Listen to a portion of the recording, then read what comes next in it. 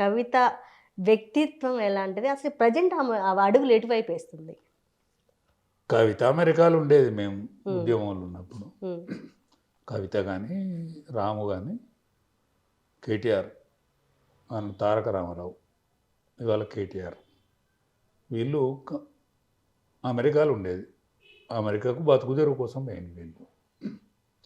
American president ఉత్తరం రాస్తే పోలే, అమెరికాకు పోయిండు బతకడానికి. సరే ఆడ బతుకు ఇక్కడి బతుకు అక్కడి బతుకు కంటే బాగున్నదని వచ్చి ఇలా చేరిండు. కల్వకుంట్ల కవిత అడుగులు కాంగ్రెస్ వైపు పడతానట్టు అనిపిస్తుంది నాకు. ఎందుకంటే రేవంత్ రెడ్డి కనుసన్నల్లా మెదులుతాను. రేవంత్ రెడ్డి కనుసన్నల్లా మెదులుతాను. తెలంగాణ తెలంగాణ ఉద్యమ టైంలో ఈ కంపెనీ ఉన్నది. ఈ కంపెనీలో ఇదేం కంపెనీ? ఎడికోర్. ఈ కంపెనీలో Revanth Reddy one of the director, Kalvakuntla Kavitha one of the director. Telangana movement జరిగే టైంలో వీళ్ళిద్దరి యొక్క సాన్నిధ్యం అది. అంటే బిజినెస్ వ్యాపారం చేసుకోవచ్చు, బిజినెస్లో ఎవరైనా పార్ట్నర్ ఉండొచ్చు. ఆయన కూడా వ్యాపారం నుంచి వచ్చినాడు. రేవంత్ రెడ్డి నిజాయితీగా చెప్పిండు ఏమని, నేను 150 రూపాయలు జేబులు వేసుకొని వచ్చిన ఇక్కడికి, నేను ప్రింటింగ్ బాగా చేసేవాడిని, దాంతో నేను ఈ స్థాయికి ఎదిగిన, రియల్ ఎస్టేట్ వ్యాపారం చేసిన. అంటే ఈ విషయంలో కల్వకుంట్ల కవిత కూడా ఒక బిజినెస్లా ఆయనను పార్ట్నర్గా పెట్టుకున్నమాట నిజం. దాని తర్వాత పూర్తి కొనసాగింపుగా లేనట్టున్నది. మధ్యలో ఆయన డిస్కార్డ్ అయ్యి వెళ్ళిపోయాడు. ఆయన పాలిటిక్స్, ఆయన విధానం. ఈమె కవితనేమో తెలంగాణ జాగృతి అధ్యక్షురాలు అయింది, ఆయన తెలుగుదేశం పార్టీలో ఉండే అన్నాడు. అంటే ఇవన్నీ ఎవి చూసినా, ఇప్పుడు కవిత మందలింపులు చూసినా, ఇప్పుడు వాళ్ళ భావన టార్గెట్ చేసిన, లేకపోతే కేటీఆర్ను టార్గెట్ చేసిన, కేసీఆర్ టార్గెట్ చేసిన, ఇవాళ ఎమ్మెల్యేల మీద అందరి మీద టార్గెట్ చేసి మాట్లాడుతా అంటే వాళ్ళు కూడా టార్గెట్ చేసి మాట్లాడతాను లేవను. ఇదంతా ఎటుదారి తీస్తుంది, కేసీఆర్ తలకు బిగుసుకుంటుంది ఇదంతా. అంటే ఆమె దృష్టిలో డబ్బులు తప్ప. ఇలా మల్లారెడ్డి ఎంబడి పడ్డది. మల్లారెడ్డి ఏదో తిరిగి సంతృప్తి చేసుకుంటాడు, ఆమె మంచిగా చేసుకుంటాడు. అంతకంటే వ్యవసాయ శాఖ మంత్రిగా ఉండే ఆయన ఎంబడి పడ్డది. ఇవాళ ఇక్కడ ఎమ్మెల్యే మాధవరం కృష్ణారావు ఆయన కూడా చాలా గట్టిగా మాట్లాడండి ఆమె మీద. ఇవన్నీ ఎటుదారి ఇస్తానంటే టీఆర్ఎస్ పల్సర్ అవుతాను, కేసీఆర్ పల్సర్ అవుతాడు.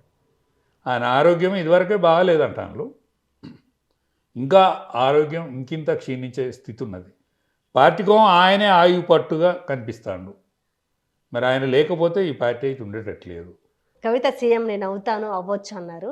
ఒకవేళ కవిత సీఎం కానీ అయితే 2014 నుంచి టీఆర్ఎస్ ఏదైతే అధికారంలో ఉందో అక్రమాల చిట్టంతా తవ్వుతానంటుంది. కవిత అదే పార్టీలో ఉంది, అదే పార్టీలో పదవులు పొందింది. ఎందుకు టీఆర్ఎస్నే టార్గెట్ చేసింది? టీఆర్ఎస్ని టార్గెట్ చేస్తే కేసీఆర్ని టార్గెట్ చేసినట్టు కాదా? కవిత సీఎం అయ్యే ఛాన్సెస్ ఉన్నాయా ఫ్యూచర్లో? సీఎం కాదు కదా, ఎమ్మెల్యే కూడా గెలవదు.